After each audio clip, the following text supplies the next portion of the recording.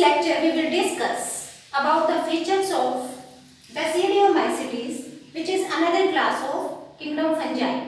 In last lectures we have studied about the Phycomycetes and Ascomycetes. Now let's have a look what are the specific features of those organisms which are placed in this class. First of all, about their lifestyle. They can be saprotrophic or they can be parasites. If they are saprotrophic, they can grow on the soil, the log, the tree stump, where they can find the moist condition, dark and warm area. So they can decompose the dead and decaying matter by secreting enzymes from their body.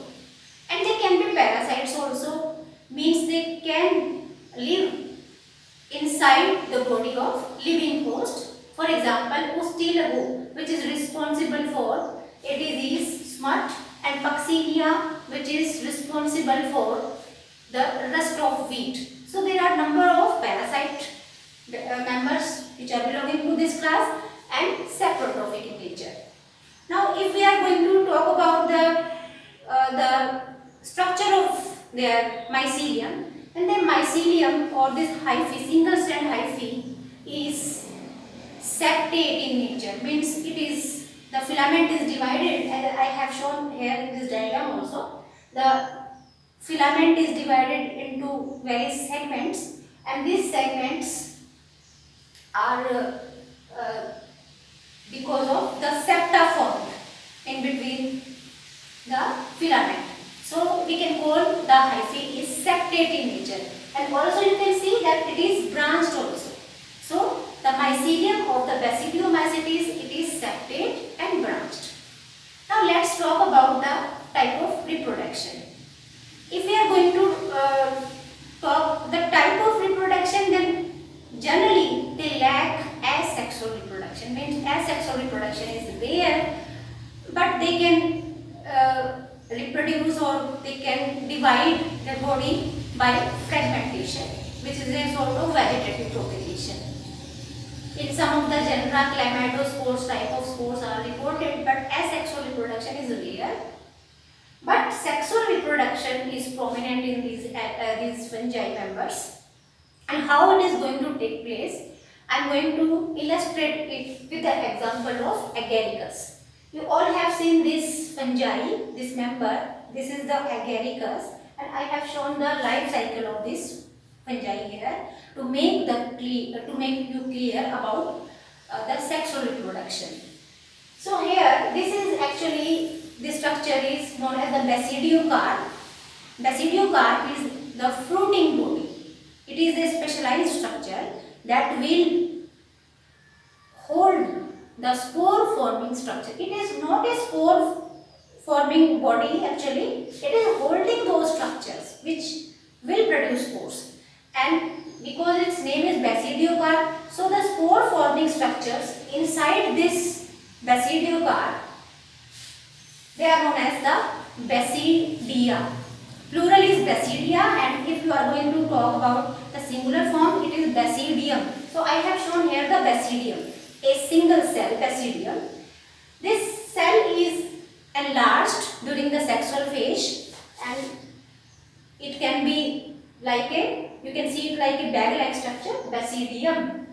And you can see that in this cell, there are two nuclei. This is cytoplasm and two nuclei. And at this stage, it is known as dikaryon stage of this cell. Dikaryon means a cell having two nucleus, but they are not fused together. They are separated. After this dikaryon phase, there comes the karyogamy phase, when these two nuclei are going to fuse with each other, and this karyogamy will result into formation of a zygote which is diploid in nature.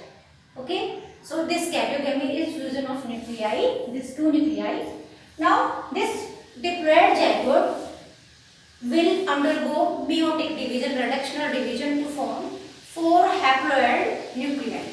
So I have shown here the 4 haploid nuclei, but you can also see that the structure of this Basidium, which are holding this diploid nucleus, it is also changing a bit, and this specific shape, they are acquiring a specific shape. Now because these nuclei, they get surrounded by a bit of cytoplasm and get surrounded by thick wall, and then from this basidium, each thick wall structure is then pinched off. Can you see how they are? These spores are known as Basidiospores. Basidiospores.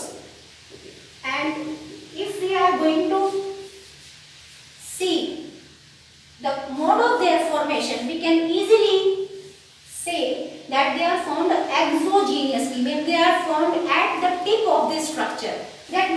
These spores are not present in this basidium, not inner to this structure, but they are exterior to this structure. They are pinched off the tip of this basidium. That's why the Basidiospores are exogenously formed spores. This is specialty of this class. Now, these 4 Basidiospores will fall down over the soil surface, damp soil is there, and then germinate to form the filamentous hyphae, which is known as primary mycelium or primary hyphae. But before we are going to study what is going to happen in next page, you should remind that this basidium, this structure, it is actually located in these gills. There are small membranous structures which are holding hundreds of such basidia, and these hundreds of basidia are, each basidium is going to form 4 haploid spores, Basidiospores, and each Basidiospore will give rise to this mycelium. Now it is known as primary mycelium. Why I am calling it primary mycelium? Because each cell, because it is a separate hyphae, each cell of this mycelium is having a single nucleus only. I am going to enlarge this so you can see a single nucleus only. But when there are number of such mycelia are formed, because there are number of spores which are going to germinate at that area. So when 2 mycelia are formed or they come close to each other, then the tip cell of one of the mycelium, this mycelium say A and B mycelium, they are going to fuse with each other. They are going to fuse with each other, and this fusion is actually plasmogamy. What do we mean by plasmogamy? Where only the cytoplasm is going to fuse. If the 2 cells are coming close to each other, only the cytoplasm is fusing, not the nuclei. So this fusion, this plasmogamy will result into production of a cell which is having 2 nuclei. One is contributed by this cell and another is from this cell. 2 nuclei are there, but cytoplasm is mixed, contributed by both of these cells. Now at this 2 nuclei stage or dikaryon stage, this cell, it will start growth, forming a number of cells, and then such type of mycelium is formed. So this is the secondary mycelium. What is the difference between secondary and primary mycelium? Primary mycelium is having only single nucleus in each cell, while in secondary mycelium each cell is having 2 nuclei. Now this secondary mycelium, which is permanent, this primary mycelium is temporary. It is arise just because to form this secondary mycelium. Now the secondary mycelium will then develop into it is going to develop into this fruiting body again, and then in between these 2 stages there will be a button stage that will later take this shape of Basidiocarp.